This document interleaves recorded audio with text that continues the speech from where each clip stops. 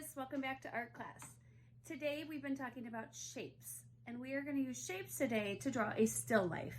So I'm going to ask you to gather some things around your house. Find any fruit or vegetable. I actually used an egg too. And bring it to a spot where you can draw. You will need a piece of paper and a pencil to start. First thing I'm going to do is figure out where my bowl is going to be on my paper. So I'm going to start about there. And my top of my pear will be up here. The bottom of my bowl will be about here. And the placemat will kind of go off the paper. I'm going to draw very lightly on my paper. And to do that, I'm sketching and I'm going to hold my pencil up past the middle, or about in the middle of my pencil. Helps me draw lighter. We're going to draw light until we get it right. So there's my bowl shape. It's a half a circle with a slight curve. And now I'm going to look for where the shapes go. So if I think, okay, the peach is about right here. It does spill over the bowl a little bit. The egg is right here. And then the pear goes behind it. So the pear is really just a circle with kind of another little extension over the top of it. Pause. It's also really important while you're drawing, you draw and you look up, and you draw and you look up. So you are doing an observational drawing, which means we draw from looking at something real in front of us. So the next thing I'm going to do is draw where the placemat is, which tells me kind of where my still life is sitting. So it's right there. So this is the ground, or the placemat, or the table, and then this is the background. And I could draw the back of the table there, but I think I'm just going to say this is the table and this is the wall. So they are separated in that way. Now, as I look at some of the shapes here, especially the egg, I can see right here there is a highlight. Do you see that? And even underneath the bowl, I have a shadow. So some of those things I'm going to look at next to kind of give some definition to my drawing. So now we can start adding more details. So right here is that little highlight on the egg. And there is a shadow underneath the bowl. And there's even a shadow right back here where the fruit kind of all meets in the center, or the things end up in the center. And there's a shadow cast on the peach. So you start looking at the shapes and some of that stuff. Now, as I look at the peach, I can see it's got some lines kind of coming through here in kind of a pattern, and that's going to help it make it look more round. So when I do this, I'm looking at where that little seam is, and there's a little nugget right there, and then the lines that come down the side of the peach are kind of in a curve, and that's going to give it some definition. I'm not coloring it in, I'm just giving it some definition here. There's a lighter part right there. And then same thing with the pear. So I'm looking at the pear and I can see that it goes up. There's a little divot there, and then it goes around. So now I'm giving it a little bit more of a definite outline to where it goes. And here's the back of my bowl. You can't really see it back there, but it comes around here and down. So I'm just adding a few more details, a little darker, and then I'm going to decide what I'm going to use for materials. I could even add these details on the bowl, you see, to give it a little more interest and texture. All right, I've put a few more details on my drawing, and I just grabbed my colored pencil box and I pulled out some colors that I'm going to need. So as I start, you can use whatever material you have. If you want to use watercolor or crayon or markers or colored pencils, or really anything you have to add a little color to your drawing.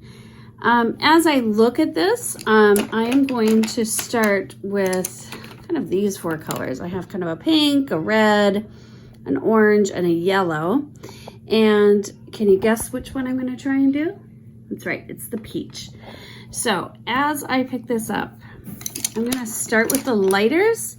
So I can tell that this side of the fruit is a lot more yellow over here. There's even a patch down here that's a little more yellow. Okay, so as I go across, also notice that I am coloring in the same direction that I was drawing. This is going to give it kind of that rounded 3-dimensional look if you are drawing a sphere like this. Okay, so I added just a little yellow over everything. I'm then going to go in with a little bit of orange. That's the next darkest color. And as I look, I'm going to fill in some here. Colored pencils are great. They are wonderful, and they are made for layering colors. So one color over the top. It really does help if you can layer the colors, going from light to dark. So I'm actually pressing quite lightly on here.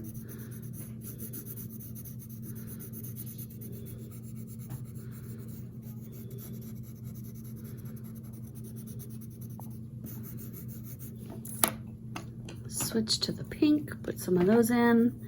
Those little pinkish highlights.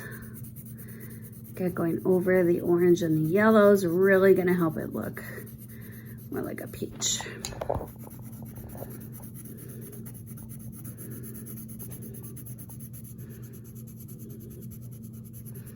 This side is quite dark on the peach here. If you can see up there, this side is quite dark.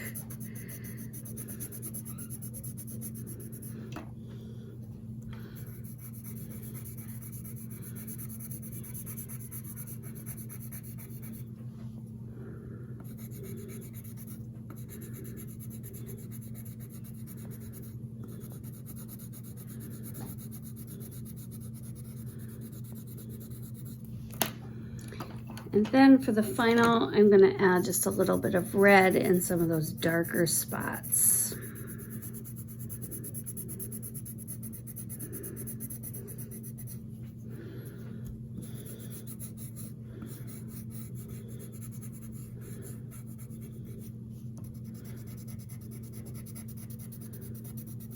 This is also where the shadow is, so I'm going to do some red. And then I'm going to add just a little bit of brown over the top of that to kind of show that that's where the shadow is of the egg.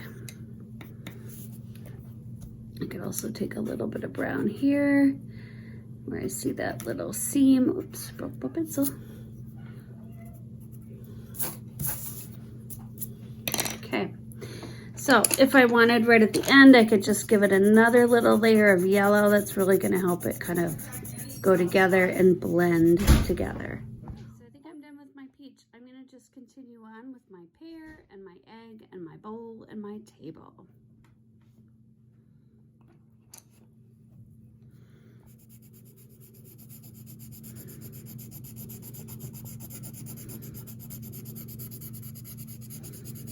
And because I drew really lightly, you might see that line, but for the most part, it's gonna be covered up.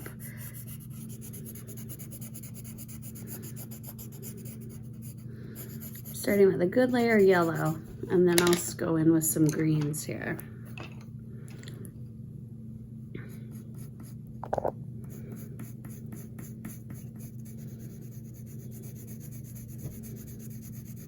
Again, I'm using kind of those curved lines. That green is not being helpful to me, so I'm going to switch over. This one is better.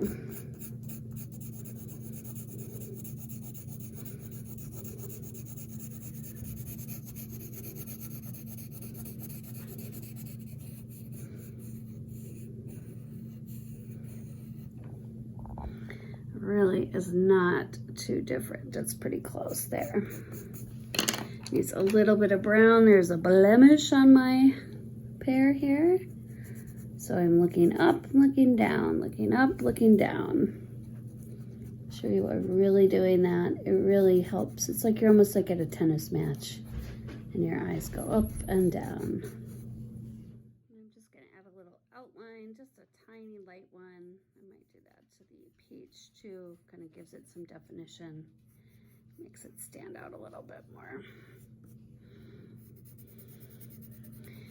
And this is the shadow part. Okay, onto the egg. So the egg, I have a brown egg. So I'm actually going to start with kind of an orange. Again, going in kind of that circular pattern, or in this case an oval. It's going to help. And this was the highlight, so I'll come back to that later. Again, using this lines on my pencil are helping giving it shape.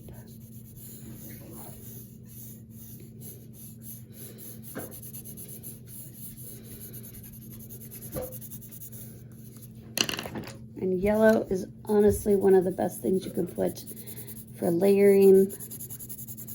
Really blends everything together and fills in those white areas. It's not that it is yellow, but it's going to help it. And then I'm going to add some brown. So on the top, you can see there's more of a shadow on the top and the sides and even underneath. So I'm going to go a little darker on the top, start layering.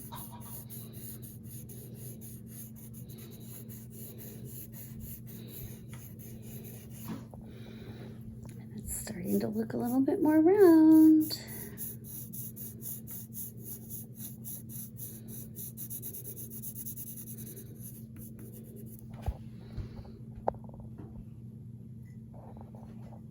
Pretty close.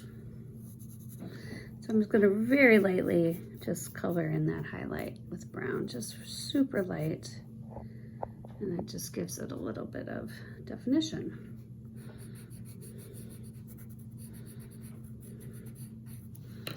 And I might even take a black here and do some of that shadow work.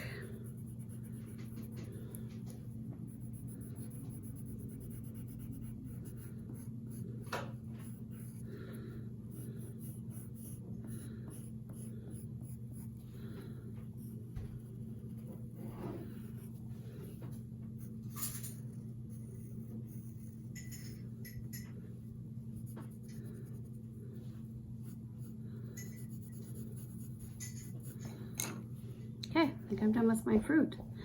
So I will just go on and do my bowl and I'll check back with you later. Okay, so I have finished with my bowl. Now I'm moving on to my background. I drew a line behind. This is the horizon line. It shows that the bowl is sitting on something. And then I have the background and I also have my shadow there. Now for the background, since it's so big, I have a big space, I'm actually going to use crayons for this.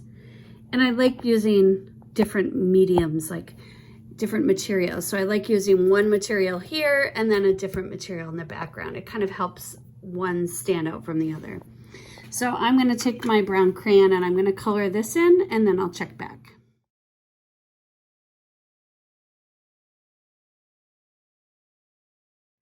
Okay, I love the texture that this is giving me, the crayon, because it kind of emulates the texture of my placemat that I have. But I might go over it once more in a different direction. If you noticed, I kind of did one direction up and down. And if I went now horizontally across it, it's going to fill in some more of those white spots. Okay, I went horizontal with my crayon. Now I'm going to fill in the shadow. And for this, I'm actually going back to my colored pencil.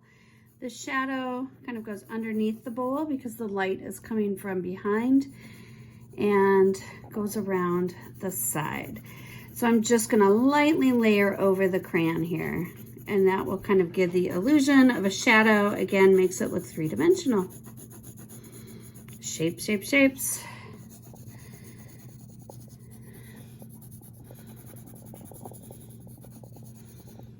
Okay, that looks like a great shadow.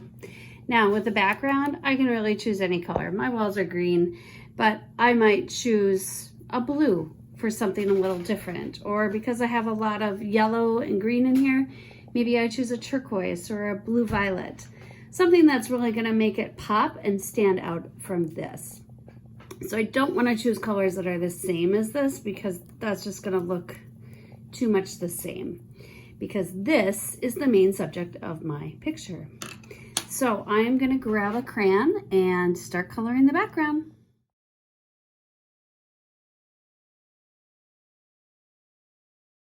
Okay, I got that done. It's hard to hold the camera and color at the same time. So again, I kind of went and outlined darker around the fruit and the bowl just to kind of make it stand out. And I again did one direction. I'm gonna go back the other direction with the same color. I chose indigo. Okay, so now my picture is complete. So I used a lot of shapes in here and I used a lot of layering of colors. So there's my drawing, and I'm gonna take a picture of it, upload it to Schoology, and there is my still life. It would be great if you could take a picture of your real still life and your drawing so I can see what you were looking at. Again, use your skill of observation. Look up, look down, look up and down. It really helps train your eye to draw what you actually see and not what you think you see. Have a great time. Can't wait to see your artwork.